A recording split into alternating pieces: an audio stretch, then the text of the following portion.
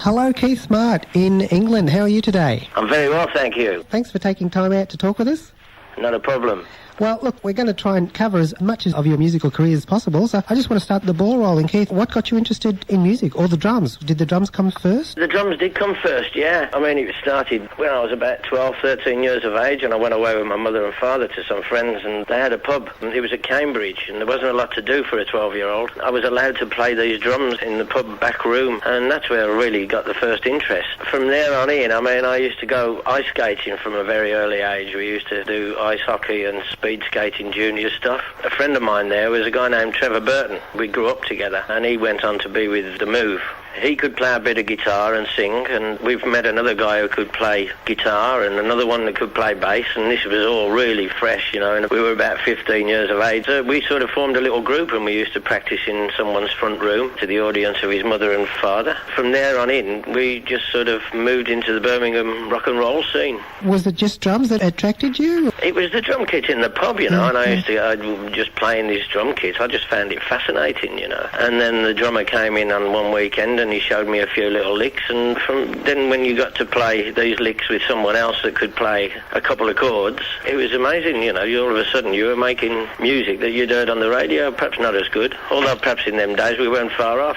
Well, I'm a drummer as well, Keith. Well, I was. I'm still not sure whether I want to keep this crazy occupation going, but I always tell people that drums are an ensemble instrument, and if you've got people to play with, it's so much more inspiring. Unlike a guitar or a keyboard instrument, you can entertain yourself chordally, but drums, well, unless you're sort of like Buddy Rich or something, once you got together with a group of people, it was really exciting. The drums came first, or were you listening to music at that point and you had some heroes? Well, I tell you what, it's a very strange one. I did have a hero, and he wasn't exactly a drummer, but he was very rhythmic, and that was Fred Astaire. No, I was absolutely fascinated by what that man could do with his feet. When you got onto the drum kit and watching them old films on the Sunday afternoons in the black and white days, I was just fascinated by the rhythms this man used to kick out. And getting on the drum kit, and you could sort of simulate that without making a puff of yourself, you know. Oh, no, that's great, yes. When did you get your first drum kit, Keith? First drum kit was, I must have been about, can't say it was a drum kit, to be quite honest. It was snare drum. We all started that way, yeah. Yeah, with one skin on and brushes, that was it.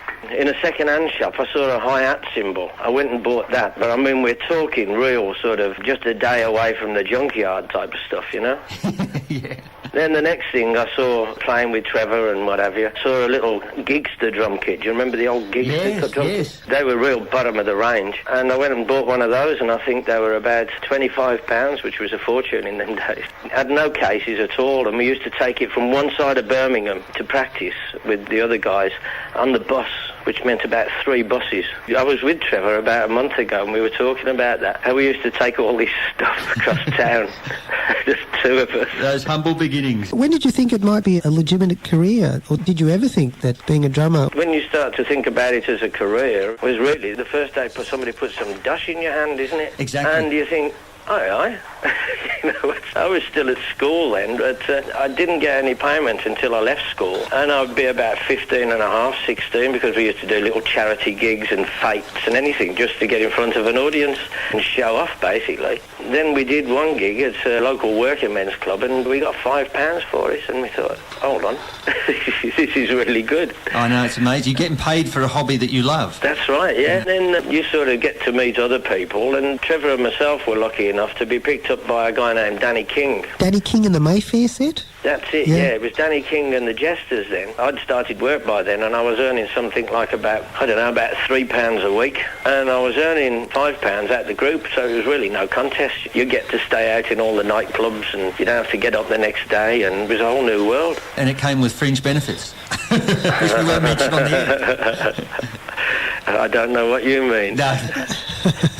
Howard Cale. I met him in Los Angeles when I was with Wizzard, mate. What a cracking guy. Mark Volman. I just had Derek a Turtles box set just before we started the show. We were looking at a 5-CD box set of the Turtles about 2 minutes before we came on. So I had a great couple of days with those guys. Really tremendous. Can't go into it on the radio. You can tell us later. Yeah. how often did Danny King play? Every night. Every night. And then what was the progression? The Mayfair Set was another band, another group of people that Danny started off? Mayfair Set came about. It was the same bunch of people, but we got taken on management-wise by a guy named John Parsons, who ran Mayfair clubs. And one of their venues was the Belfry, where they hold the golf now, which was a big country mansion in those days, just outside of town, for the posh people who lived in Sutton. We were the bit of rough that used to get over there and play some rock and roll to them. There was a few bands at that time that had good reputations in Birmingham that people used to flock to see. And the venues were vast. I mean, you could do 2 and 3 gigs a night in those days. There was Mike Sheridan and the Night Riders, Carl Wayne and the Vikings, Jerry Levine and the Avengers, the Diplomats, Danny King and what then turned into the Mayfair Set, and we were all sort of among the top Birmingham groups. We all used to go to a place called the Cedar Club in Constitution Hill in Birmingham. From there, a few people got together and decided behind everybody's back that they wanted to join one Birmingham supergroup, and I nearly got the job in the move. What they did was they had 2 people join Carl Wayne and the Vikings, which was Bevan, Carl Wayne and Ace Kefford, and they had Roy Wood and Trevor join, rather than having 2 people from the Mayfair Set, 2 from the Vikings and 1 from the Night Riders. They thought it was easier to integrate the 2 guys into the Vikings, and really the move went on to be, they're still a well thought of band, you know, and I mean the music today stands up. I was looking up the internet the other night, Keith. There's a website called the Brummie Beat, and there's just so many bands listed, and quite a few that I'd heard of. It was a lively scene, lots of bands, lots of work. Well, it was tremendous, wasn't it? There was loads of work. I mean, every pub on every corner had a live band. And like I say, I was with the nightclubs, and there was a place called Mother's where everybody passed through there. And that was our local club, but everybody wanted to play. It was probably the best club outside of London. Elton John with the Steam Packet, he played there. Rod Stewart with the Steam Packet with Long John Baldry. The Moody Blues started there. Spencer Davis used to play there. And obviously with him would be Stevie Winwood. There was the Hellions with Jim Capaldi. What's it like there today? It's nothing. It's nothing. It's nothing. There's no real venues for people to play these days. What's happened to the pubs these days? Have they been torn down like here and turned into residential apartments? There's quite a lot of them, or into food places. There's still some good venues. There's one just outside Birmingham in the Black Country called the Robin Hood. They have good live bands. Trevor Burton still plays at a place called the Old Mill in Northfield in Birmingham. That has good live music. The Adam and Eve, these wouldn't mean much to you, but we're talking a handful, really. I mean, you could work Birmingham probably 6 months of the year and not go back to a gig. So in those days, Keith, did you have to go to London, or were you quite self-sufficient in Birmingham? We started to venture out more to gain a reputation, as bands did in those days. But if you wanted really to make something of yourself, you had to look for London management. All the record companies were based in London, and it was very difficult to get them to travel up to Birmingham to see you. Norrie Paramore came up to see Danny, and he signed Danny up. He signed quite a few Birmingham groups up at that time, but Danny King was probably one of the best singers in the country that never made it, and he's still absolutely brilliant today. I mean, you've never heard a voice like Danny's. Did he have his own compositions as well? Because I suppose material helps a lot too, doesn't it? Well, he said he did, but we heard him on other albums as time progressed, you know. Yeah. He said, look what I've written. God, that's brilliant, Dan. And he wrote one called Bluebirds Over the Mountain, and then we heard it on a Beach Boys album, but it wasn't Danny. In fact, in the Mayfair Set, there was a guy named Dennis Ball, and he's out in Australia at the moment, because I looked him up on the internet. I heard a radio program not so long back by a guy named Ed Doolan. I heard Dennis on there, you know, and I was surprised because he used to be in a group called Beast as well, and he played with the Ace Kefford stand with Cozy Powell. Because, I mean, Birmingham spawned a lot of super groups, really, probably more than Liverpool. Zeppelin, Traffic, Moody Blues, Roy Wood, definitely. ELO. We've actually had Jeff Lynne on the show a few years ago. Jeff was? Yeah, on the phone, I remember Jeff doing his first gig with Mike Sheridan after Roy left to join the Move at the Cedar Club in Birmingham. Yeah, Robert Plant and Johnny Bonham were always around the Birmingham area. Well, I was very good friends with John. We used to go drinking together. I was actually engaged to his sister-in-law, and he was going to come out to Jersey when I was out in Jersey to visit me when I had the call that he couldn't come because they called a rehearsal, and that rehearsal was the fatal time. Nick sitting across from me here, he's the guy that does all of the biography type stuff and loves looking up at histories and everything. But what was the little potted history of Bonzo Bonham? Where did he come from? As you say, he was quite well known. Was he in a lot of groups before yeah, he was. I remember seeing him in a little recording studio in Bristol Street in Birmingham, and I think he was playing with a guy named Nicky James then, and he'd just come to Birmingham. He lived in Redditch, and he was staying with some friends in Birmingham. We went down after the gig, and no one had really heard of Bonzo, Johnny Bonham, and we went in the studio, and he was just doing a drum track, and we've never heard anything like it, and I don't think anybody has heard anything like it since. I think John was the first of the real heavy drummers. He was a very technical drummer. People don't give him credit for that. They think he was a bit of a basher, but he was the most unbelievable player. Oh, and I think people that know, drummers that know, you know, and hopefully...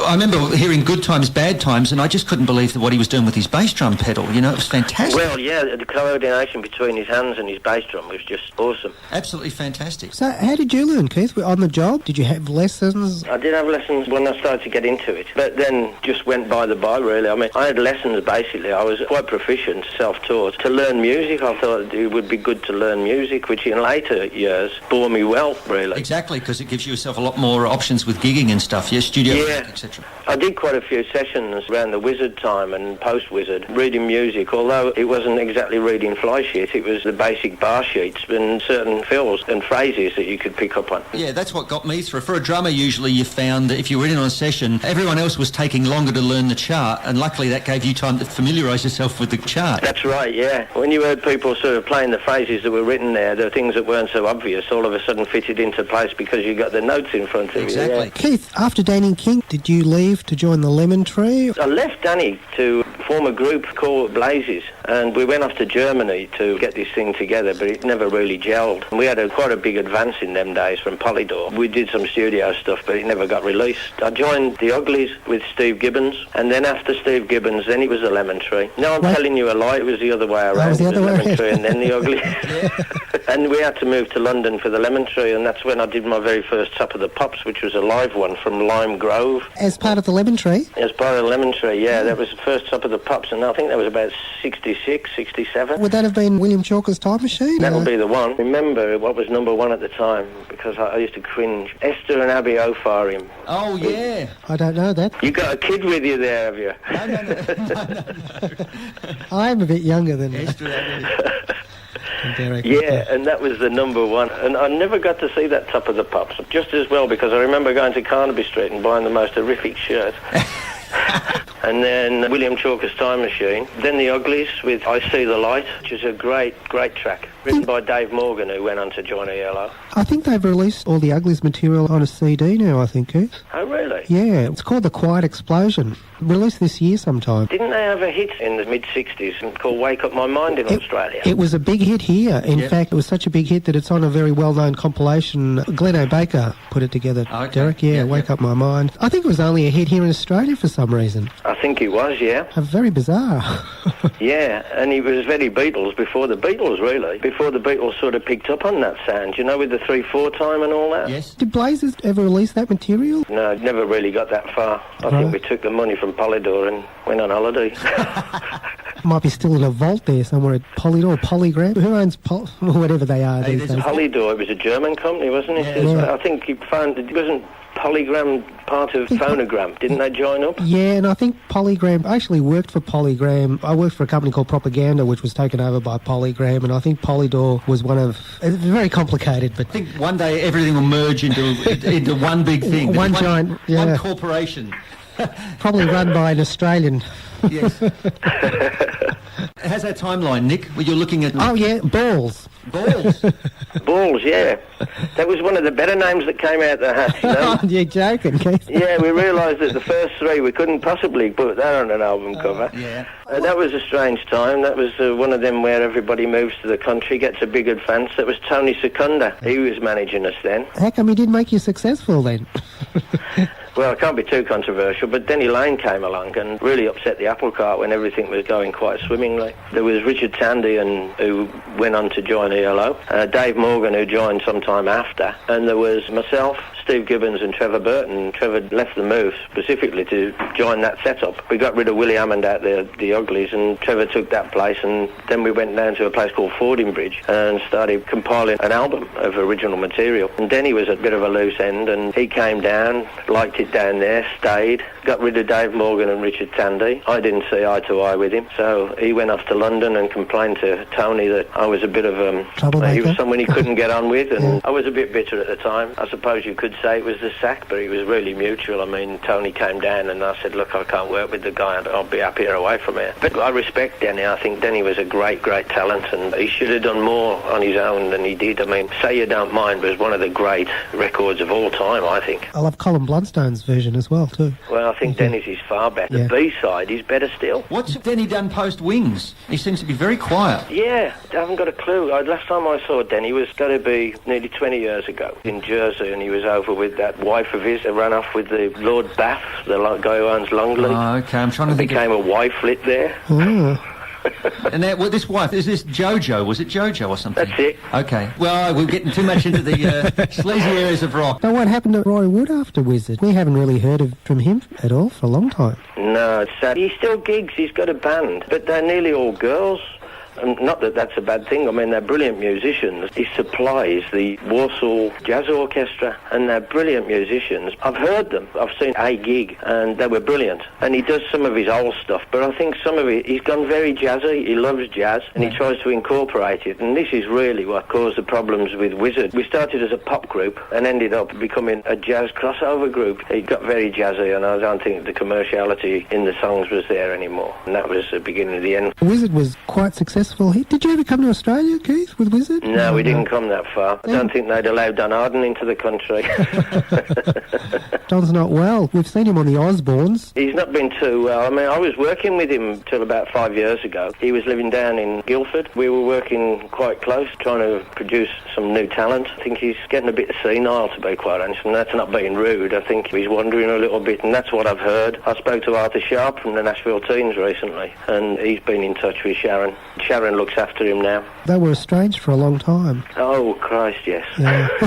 In a bad way, in a real bad way. I don't want to jump ahead to like now, because we've probably got Nick's probably got a few things to get through in the chronological timeline. But I wanted to ask you, I was still touring up until 1997 with my group, and we had all of our success, or most of our success was in the States. And they had this thing over there called the Heritage Market, where bands of the 60s, 70s, like the Monkees, go out on a package with Flo and Eddie or whatever. And I'm wondering, is there any kind of market like that in the UK? Early 90s, we used to go to Germany a lot, and we would work with Manfred Mann's Earth Band and people like that. And I know that Germany as well, I'm trying to avoid use the term oldies market, but in America they call it like the Heritage Market, and guys like Crosby, Stills and Nash touring these packages, and I'm wondering if that exists anywhere in the UK. I mean, they're so much kinder with words there, aren't they? Heritage, I mean, it's a great one, that. But it is an oldies one, isn't it? Yes, they do have things like that. They do 60s tours. The Fortunes, Barron Knights, Marmalade and Ivy League have been touring. Ivy League, we spoke to John Carter, I think, on our last show. Yeah, it wouldn't be that. It's a new Ivy League. I think they knew someone that played in the original and knew someone that knew John Carter. Yeah. Who had a butcher who's...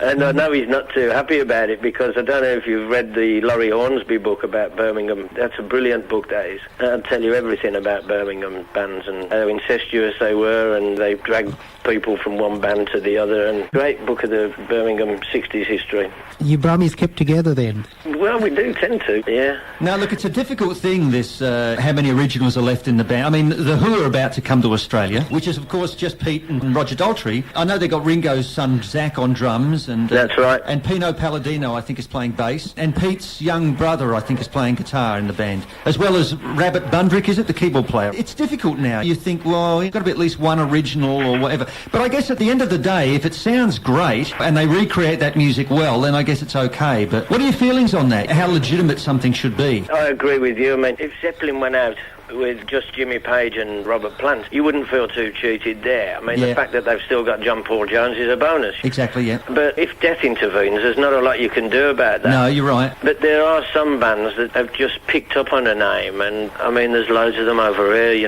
like from your end, the Easy Beats, they were Australian, weren't they? Very much so. Well, there's a band over here called the Easy Beats, and they do their numbers, but we all know that they weren't the Easy Beats. Oh, yeah. Gee, I wonder if Harry Vander and George Young know about that. Well, maybe they should. I mean, John Carter's not happy about this Ivy League because he says, I was going to say earlier, Laurie Hornsby, when he interviewed him, and he says, who is this bunch?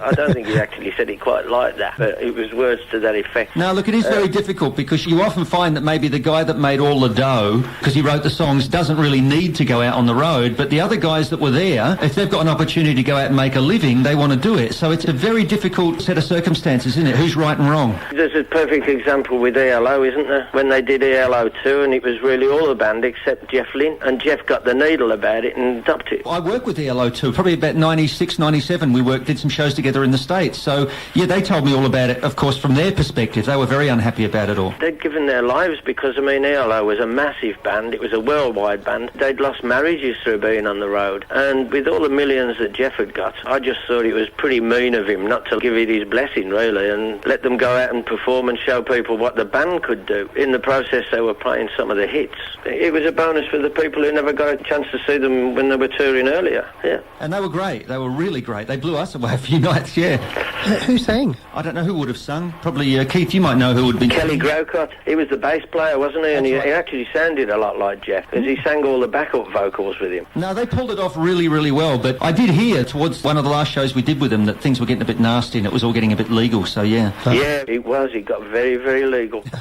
I heard a lot of it from Don, because he was staying on top of it, although he wasn't really involved. Don Arden, when I was working with Don, he told me a few things. I had a couple of rounds of golf with Bev Bevan not so long back, and he was telling me how nasty it got. But I think, well, there's not much you can do, is there? No, it's not my business, but I did think it was a little bit mean. They didn't come out with the millions and millions that everybody thought. I mean, Jeff did, and they should have had a chance to go and play on the back of all the hard work they'd put in with Jeff. Don't see a problem with that. Do have a problem with people who just say, oh, wouldn't it be nice to be so-and-so today? And they'll go out and call themselves that, you know, until the lawyers step in, if they ever hear about it. Well, let's get back to you. After Wizzard, so what happened with Wizzard? It just petered out, or did Roy break up the band, or what happened there, Keith? Yeah, I think we ran out of booze. I mean, Wizzard was one big party, really. Great songs. And the production, I've just been listening to Wizzard's Greatest Hits, that big Phil Spectorist Productions, just sounds fabulous, even today. One of my favourites was Ballpark Incident. Big fat backbeat on there was my Traps case being bashed on a Steinway piano in Studio 2 with the Beatles studio at Abbey Road. Oh, wow, yeah.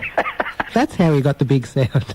That's how we got the big sound, mate. Yeah, but there were some amazing recording techniques used in those days. I remember going down the road when Woody used the bagpipes, and we couldn't get it right with the chanter and the drones at the same time, so he went out into the corridor, phonogram, and he was walking up and down with a mic in the corridor, and it just gave us that right sort of echo. He just squeezed in the bag, and then he put the chanter on later.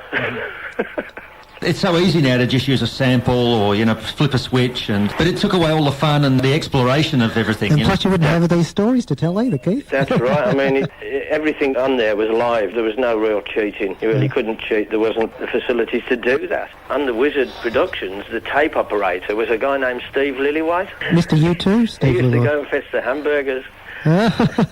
You've got to start somewhere. Did he make something of himself? Yeah, I think he did. Yeah. Well, after Wizzard, Keith, you played sessions. I've got here that you played on John Cale's Guts. That's right, yeah. Oh, I love that album. That's fantastic. Yeah. How was old John? That was, Tony Secunda invited me down to play on that. Yeah, there was a few people on that. Phil Collins was on that, wasn't he? Phil Manzanera. That was good. I enjoyed that. What was John Cale like to work with? He was difficult task. He was a great guy, but he was the sort of guy that knew exactly what he wanted. He'd got something in his head, and that's all he wanted to hear. There was no room for putting your own little things in, you know, your own inflections. He knew what he wanted, and he made it clear that that's what he wanted to hear. Is that a Welsh thing, or just... Probably. Yeah. I then went on to play with Clifford T Ward. Died? Yeah, he had MS. He had it for some time. He was a real talented guy. I mean, lyrically, he was absolutely brilliant. I did some live shows with him, television, radio. I did one at the Royal Festival Hall, which was Twiggy's first concert, with a 40-piece string orchestra, and Cliff wasn't used to performing, but that was a stunning night, that was. I mean, It really was tremendous, and it was one of them nights where everything gelled. I think they recorded it. I'd like to see if they ever put it out. I did quite a lot of recording. I did a couple of albums with Cliff. I did some productions that he was doing for other people, and then the Berries came along, and I was playing with the Berries on their record. The original Berries? Yeah, it was the original. It was at that time. Jeff Turton was in the band, Chuck Botfield. Did you have to do Jefferson material as well? Well, I played on his albums because he was the best man at my wedding, although we have since fell out. That's why I haven't got any contact with him. And he did come out your way because his daughter lives out there. He did some nice albums. I enjoyed playing on them with John Wetton was the bass player. Well, he formed Asia, didn't he? Yes, I do believe so. Yeah. Huey Burns was the guitarist. Huey went on to play with George Michael. What a fabulous guitar player he was. And that, going back to what we were talking about at the very beginning, when you sit in with people and you start playing the drums with people, what it brings out in you, and it gives you a chance to express yourself. When you're playing with musicians like that, that's really when it does get exciting. It is. Look, you've obviously had a lot more experience with a lot of other people. I had a short apprenticeship, luckily, and I was with one band for about 25 years. But on the odd occasion when you work with someone else, sometimes it brings something out of you didn't even know you had. That's right. And it's wonderful. Are you still playing now, Keith? No. No. I haven't touched my drums for some 5 years now. I'm a bit longer than you, and people cannot Derek's believe the it. same, yeah. What's happening to you two? It's a weird drummers thing, I think. Yeah. You've lost a passion? Is that I think I did, yeah. I'd done it from more or less professionally from about 16 years of age. Well, I was just turning 51, I think, when I packed in. And I've played 2 or 3 times since. From the age of about 17, I'd always had roadies. And when I had to set my own drum kit up, I couldn't do it. It took me 3 hours to set the bloody thing up. Yeah. I couldn't find out where everything went. I know, it is amazing. I think people tend to think that I'm a bit of a prima donna when been asked to play in a few local bands and whatever, but I really... It's hard enough to get him in the studio to interview people, Keith. Exactly. It's hard to get me out of my sofa chair these days. But no, yeah, you lose... If something came along, I mean, I'm sure you're like me, that often you may see something or you'll hear a new record. You might hear like Coldplay. Everyone's into Coldplay at the moment, and I really like the simplicity. The drummer in that band, there's no fills or anything, but I really love the music, and you occasionally hear that and you think, well, you know, maybe if someone would come and employ an old fart to play drums for them, then that would be great. But yeah, you've got to get that passion stirring again the way you and I had it when we were 16, 15, yeah. Yeah, I think it's also the level you played at, and you look around and you can't play at that level, and there's no one around interesting enough, for want of a better phrase, shack up with. Yeah. You're sounding like Derek. He's completely... It's like a love affair, I think. Yeah. You know, you bump into people and you think, oh, it'd be really great to play with this guy. I can feel that we could get on well. And there's nobody that really does that for me now. I found an old tape out the other day that I taped off a CD, which was Dave Grusin at the Budokan and Steve Gadd. Oh, yeah. And I hadn't heard this tape for ages. I'm listening to the world's greatest drummer, and I just forgot how magnificent he was, mainly for what he didn't play than for what he did play, in the context of an orchestra, where he could have really got in the way of everybody with his skills, and he sits there and just drives the whole thing. He's just the heartbeat of everything. I found it amazing that he came from such a jazz background, playing with people like really difficult stuff, like with Bob James and Chick Corea, and now he's playing the blues and rock and roll behind Eric Clapton. Yeah, but then you've got the reverse. You've got Dave Weckl coming through the Honey Drippers.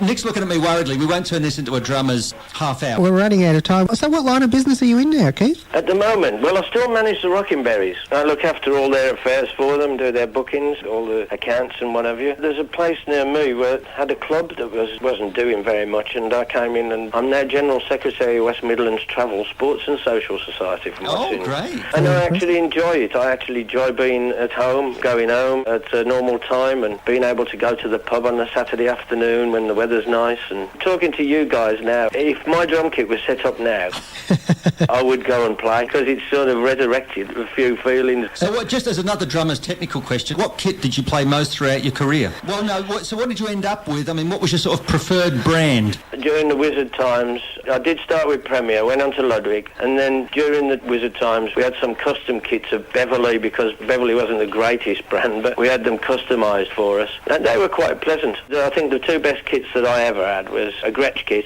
and the one I've still got in my loft now, which is a Yamaha. Yeah, is that a recording custom? Yeah. That's what I used for about 12 years, yeah. My last 12 years I was using it. For a light The small sizes. For a light drum, a light wood drum, they were beautiful. Yeah, brilliant. I did love Gretsch, and I didn't think anything could take me away from Gretsch. But the Yamaha, once I played that, I loved it. Oh, that's ironic. That's ironic. There's lots of things we obviously have in common. Okay, It'd be lovely to meet up with you. Well, actually, Derek is from England. Born in England, he was a £5. What do you call yourself? A £5 immigrant? £10 tourist. I was born in West Ham, and I came out here in 1960. They've never let me escape. But we've got to wind it up, Keith. It's been an absolute pleasure.